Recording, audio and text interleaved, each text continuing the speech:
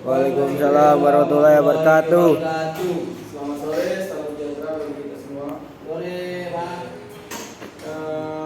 Jadi kami berdua ingin membawakan sebuah materi tentang pertama-tama saya ingin perkenalan dulu. Nama saya Triwalida dan satu lagi teman saya Muhammad Isnu Satrio Agni. Oke, jadi hari ini kami ingin membawakan materi tentang pembangkit listrik tenaga angin, pembangkit listrik tenaga sampah, dan energi berbahan hidrogen limbah kelapa cair. Oke, pertama-tama saya membahas tentang PLTAN atau bisa dibilang dengan pembangkit listrik tenaga angin. Ada yang tahu pembangkit listrik tenaga angin, teman-teman? Udah pernah dengar? Dah. Oke. PLTAN adalah salah satu pembangkit listrik tenaga terbarukan yang ramah lingkungan dan memiliki efisiensi kerja yang baik jika dibandingkan dengan pembangkit energi terbarukan lainnya. Di sini cara kerja PLTAN.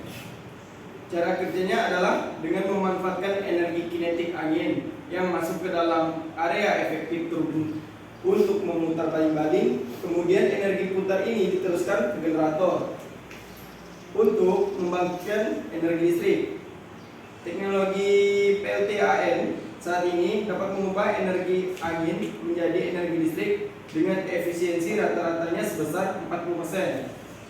Dan efisiensi ini disebabkan karena akan selalu ada energi kinetik yang tersisa pada angin karena angin yang keluar dari turbin tidak mungkin mempunyai kecepatan sama dengan 0. Dan di sini ada klasifikasinya. Klasifikasi dari PLTAN, kecepatan tetap atau mendekati konstan, dan PLTAN kecepatan variabel. Secara alami, angin tidak dapat diprediksi dan kecepatannya selalu berubah-ubah dan tidak konstan. Sebaliknya, untuk kecepatan angin tertentu akan terdapat kecepatan putar generator di mana daya pembangkit listrik adalah maksimal.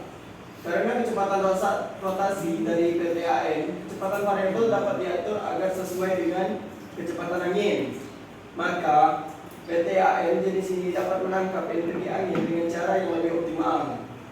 PLTAN dengan kecepatan variabel dapat diwujudkan dengan menggunakan DFID atau Doubly Fed Induction Generator dan PMSG atau bisa dibilang dengan Permanent Magnet Synchronous Generator atau SCIG dan Squirrel Cage Induction Generator. Namun PLTAN kecepatan variabel berbasis SCIG memiliki keunggulan karena biayanya yang relatif lebih rendah. Karena lebih efisien dalam mengekstraksi energi angin, PLTAN kecepatan variabel saat ini telah menggantikan PLTAN kecepatan tetap.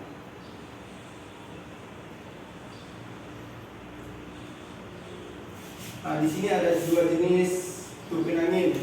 Yang pertama adalah HWT, yaitu horizontal axis wind turbine, dan vertical axis wind turbine atau disebut dengan VAWT. Jadi turbin HWT itu adalah turbin yang paling banyak digunakan untuk aplikasi komersial. Turbin angin sumbu horizontal dapat didesain dengan rotor upwind untuk menerima angin dari rotor atau desain rotor downwind untuk menerima angin melewati arah belakang mengenai menara dan nekel sebelum menyentuh rotor.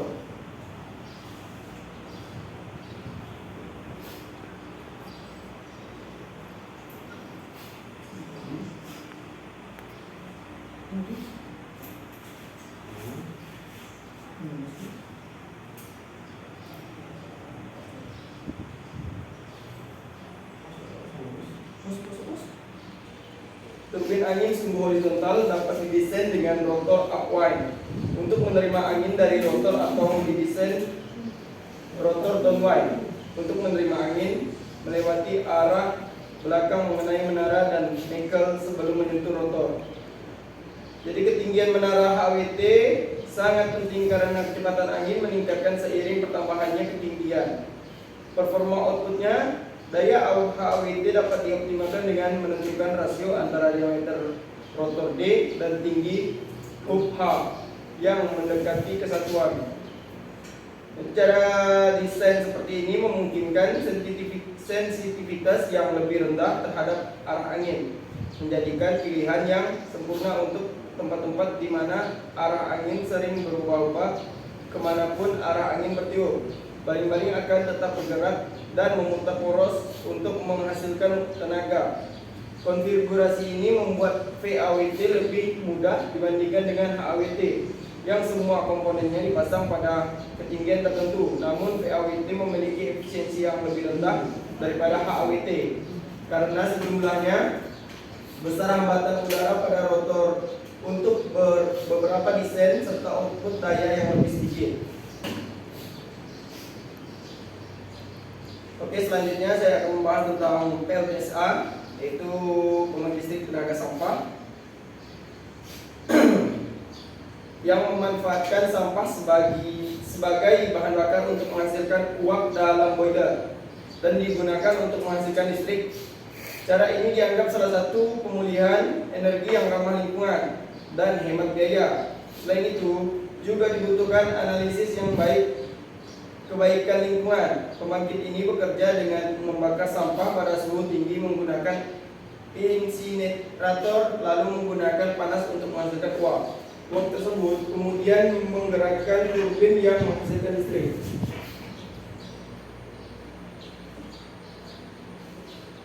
Dan di sini adalah cara kerjanya. Cara kerja PLTSA dengan membakar sampah dan pada suhu tinggi menggunakan insinerator lalu menggunakan panas untuk menghasilkan uap. Uap tersebut kemudian menggerakkan turbin yang menghasilkan listrik. Singkatnya, prinsip kerja PLTSA adalah penggunaan sampah melalui langkah untuk dijadikan energi listrik. Dan di sini ada berikut langkah-langkah proses pengolahannya. Yang pertama, penggolongan sampah. Penggolongan sampah, beberapa sumber atau tumpukan sampah sudah digolongkan, tapi beberapa perlu digolongkan lagi sebelum diproses sampah yang biasa didaur ulang dan disisihkan. Dan yang kedua, proses pembakaran sampah. Proses pembakaran sampah, sisa sampah yang tidak bisa didaur ulang dimasukkan lagi ke dalam insinerator untuk dibakar dalam suhu tinggi.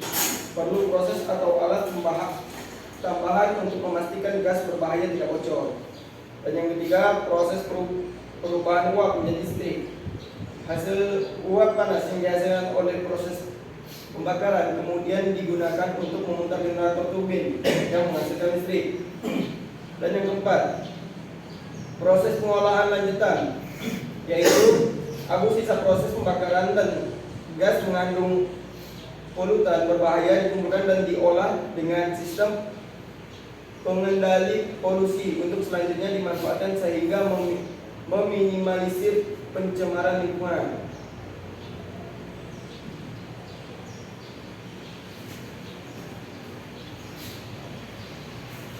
Di sini adalah kelebihan dan kekurangannya dari PLTSA.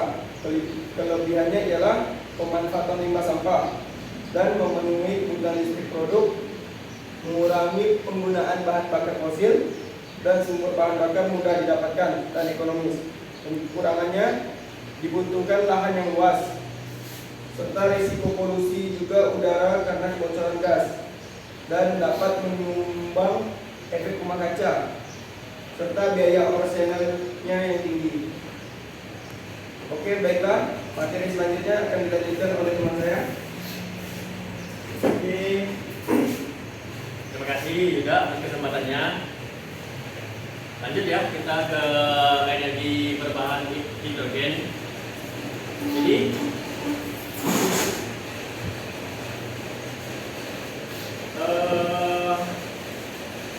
bahan bakar di dunia saat ini umumnya menggunakan bahan bakar dari fosil. dan masih dominan sih menggunakan bahan bakar fosil. Lalu dengan semakin meningkatnya setiap tahun, maka penggunaan bakar dari minyak ini masih harus dilengkapi dengan sumber energi lain. Ya, salah satunya itu energi terbarukan. Banyak kayak tadi dari yang dijelaskan oleh Yuda, melalui dari angin, bisa dibikin dari PLN, dari angin. Lalu pada saat ini gas hidrogen yang ada di Indonesia tersedia dari gas alam yang diproduksi industri gas besar. Lalu untuk harga produksi konvensional biayanya sebagai bahan minyak berkisar dari atau mulai dari 200.000 hingga 1.700.000 per 6.000 liter atau 1 tabung besar.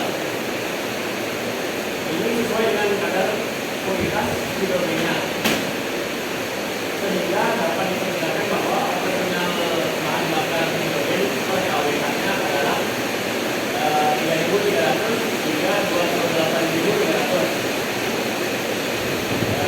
Jadi kita asumsikan bahwa per KWH itu memerlukan rata-rata sekitar 5 sampai 1 liter gas hidrogen.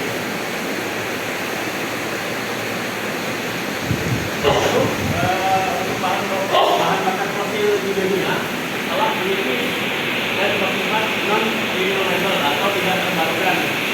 Artinya itu akan datang masa depan itu nanti pasti akan habis. Dan untuk dari itulah banyak penelitian tentang energi baru terbarukan untuk mengatasi dari energi kurangnya nanti terbarukan seperti ini.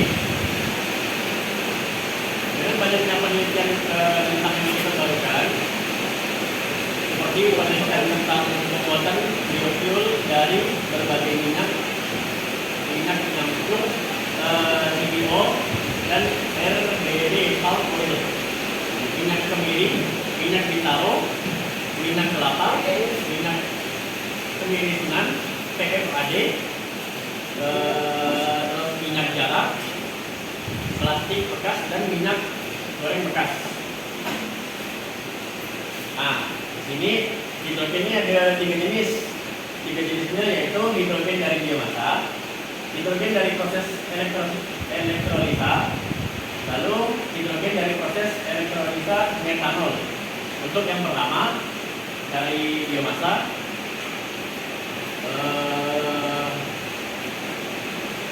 ini memiliki beberapa keunggulan dari bio-H2 atau biomasa. Antara lain dapat diperbarui dan ramah lingkungan. Hasil akhir pembakarannya berupa uap air sehingga tidak menimbulkan efek rumah kaca, hujan asap, dan penitisan lapisan ozon. Proses produksi dapat berlangsung pada tekanan dan suhu normal. Jadi untuk biaya produksi lebih rendah dibandingkan dengan cara fisik dan kimianya. Lalu dapat dimanfaatkan limbahnya dan sampah organik sebagai substrat fermentasi. Di sini ada kendala yang dialami untuk energi alternatif ini, yaitu persetujuan publik, penanaman modal yang besar, dan harga hidrogen saat ini yang masih jauh lebih mahal dibanding bahan bakar lainnya. Tapi hidrogen dapat diproduksi dengan teknologi yang lebih murah dan mudah, yaitu dengan memanfaatkan organisme bakteri melalui proses fermentasi atau fotoproduksi untuk merombak substrat organik atau limbah dan non-limbah menjadi energi hidrogen. Lalu untuk hidrogen dari proses elektrolisa, metode sering reforming dari energi fosil saat ini dianggap paling ekonomis atau paling murah dan banyak digunakan secara konvensional di industri. Menurut berbagai pakar energi di dunia, teknik pembuatan hidrogen dengan cara elektrolisa dapat bersaing dengan komersial jika energi listrik yang dihasilkan diperoleh dari pemanfaatan sisa panas dari pembangkit listrik tenaga nuklir atau dari energi terbarukan seperti hidro, matahari, biomasa, dan lain-lain yang diperoleh dari alam secara gratis atau cuma-cuma. Lalu hidrogen dari proses elektrolisa metanol pada tahun 2010 lalu BPPT telah mempunyai model solar cell yang mencapai 1 kW untuk mendapatkan gas hidrogen sejumlah 8 liter per menit melalui elektrolisa metanol air. Metode sejenis yang saat ini banyak dilakukan oleh peneliti hidrogen di dunia adalah dengan teknik elektrolisa dengan menggunakan campuran air dan metanol. Dengan teknik ini, energi listrik yang digunakan akan lebih sedikit dan tekanan gas hidrogen yang dihasilkan akan lebih tinggi. Pada penelitian sebelumnya itu dicoba dengan menggabungkan alat elektrolyzer metanol air yang tersedia seperti pada skema itu dimana tipe GH-nya yaitu 5 ml elektrolyzer dari Saiho dengan cat Jaya, sistem dari Surya Fotovoltaik atau PLTS yang energi listriknya ditanggung pada suatu kumpulan baterai yang total konfigurasi menggunakan sistem energi listrik sebesar arus arah 24 volt dengan arus 440 ampere.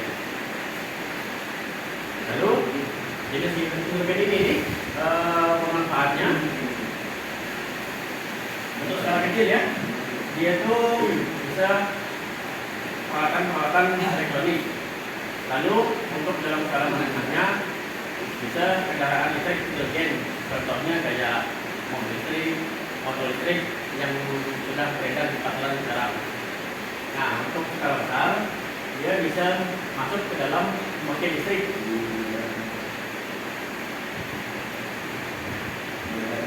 Lalu untuk materi limbah kelapa cair atau bisa disebut juga dengan palm oil effluent atau POME merupakan salah satu jenis limbah organik agroindustri yang berupa minyak, air, dan padatan organik yang berasal dari hasil samping proses pengolahan tandan buah segar atau TBS kelapa sawit untuk menghasilkan crude palm oil atau CPO. Nah, di limbah kelapa cair ini ada 3 jenis, yaitu limbah padat, limbah cair, limbah gas. Nah, untuk limbah padatnya itu merupakan limbah yang paling banyak, yakni sekitar 35 sampai 40% dari total TBS yang diolah dalam bentuk tandan buah kosong, serat, cangkang buah, abu bakar, dan butir sawit. Jumlah tandan kosong yang dihasilkan setiap tonnya TBS yang diolah mencapai sekitar 23%.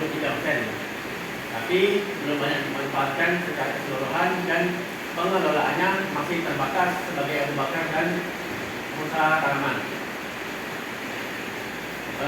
Limbah padat ini yang dihasilkan dari kebun maupun industri dan industri pengelolaan kelapa sawit telah menyatakan beberapa peneliti sangat bermanfaat sebagai pakan ternak, terutama unggas.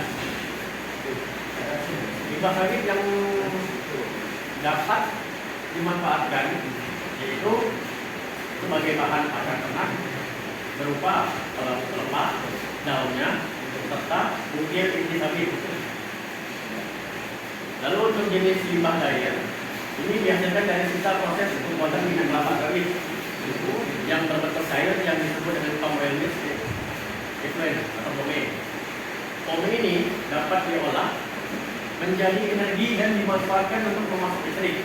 Di Indonesia sendiri, pembangunan pembangkit listrik berbasis POME ini telah dimulai sejak 10 tahun yang lalu atau 2012. Jumlah limbah cair yang dihasilkan oleh pabrik kelapa sawit sebesar 600 sampai 700 liter per ton tandan buah segar. kemudian dimanfaatkan menjadi tenaga listrik melalui proses yang namanya anaerob digestion dengan teknologi converted driven atau continuous stream injector atau disingkat CSTR. Untuk pipa gas ini berasal dari gas buang pabrik kelapa sawit pada proses CPO. Lalu selain menghasilkan gas metana sebagai energi, saat ini POME juga dilaporkan dapat menghasilkan gas hidrogen sebagai energi. Kayak materi sebelumnya tentang energi hidrogen. Lalu POME menghasilkan gas hidrogen dengan menggunakan teknologi koagulasi.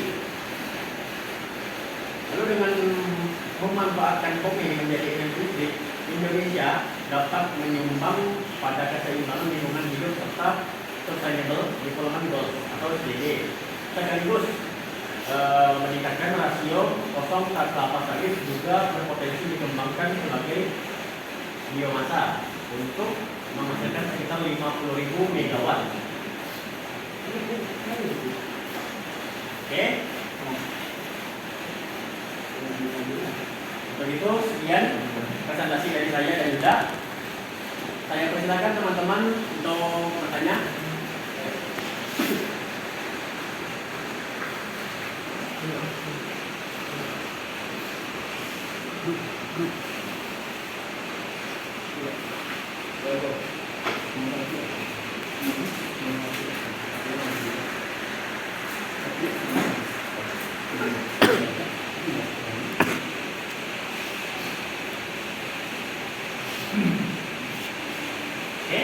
Oke, kan? Baik, saya ada bertanya. Bagaimana jika di waktu tidak ada angin kuat, apakah listrik yang dihasilkan PLTA masih bisa menghasilkan listrik yang stabil? Oke, terima kasih pertanyaannya. Untuk yang jawab, atau ya saya jawab. Untuk tadi pertanyaannya yaitu jika tidak ada angin. waktu tidak ada angin kuat, apakah listrik yang dihasilkan PLTA masih bisa menghasilkan listrik dengan stabil ya? Jadi PLTA ini ada dua jenisnya.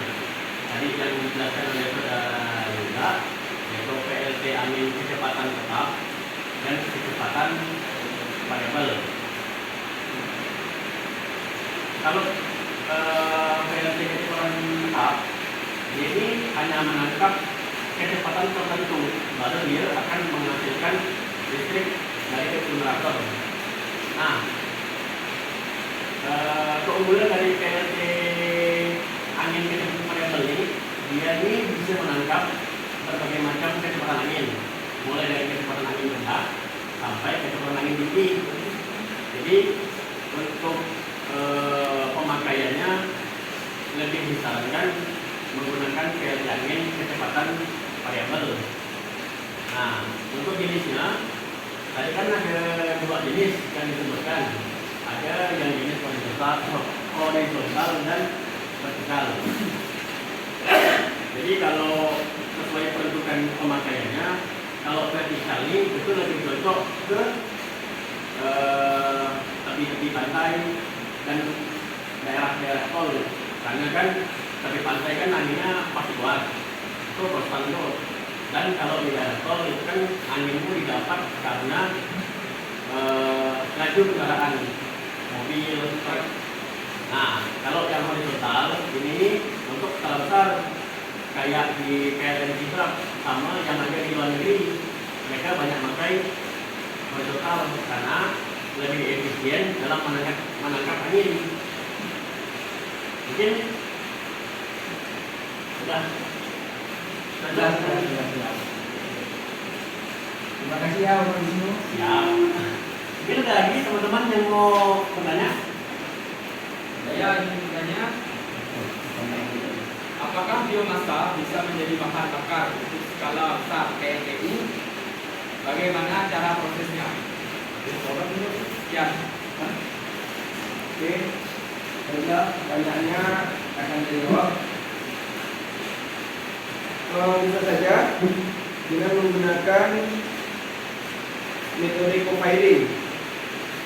Metode co-firing ini ialah pembakaran bersamaan antara batu bara dan biomasa di ruang bakar PLTU yang skala besar yang sudah ada.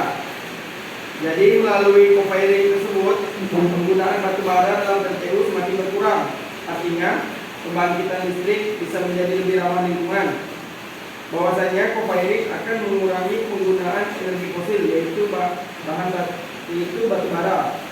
Dengan demikian, ini bisa meningkatkan porsi baruan EBT dalam total bauran energi nasional dengan cara yang relatif cepat, relatif mudah, dan serta ramah lingkungan.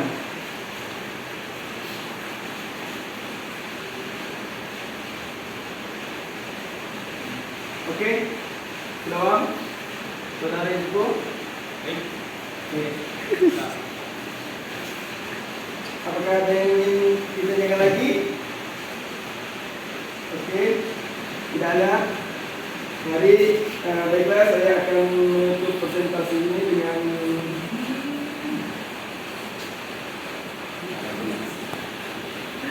Baik, ini ya, karena sudah ada pertanyaan ini,